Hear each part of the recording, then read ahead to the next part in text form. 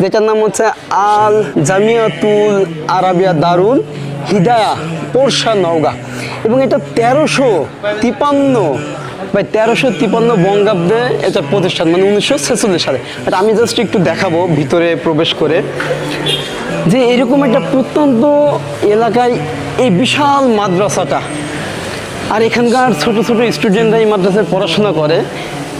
মানে আমি জানতাম না, আমাকে ভাইয়া বললো যে এখানে একটা মাদ্রাসা আছে, তো আপনি এটা জাস্ট একটু দেখতে পারেন।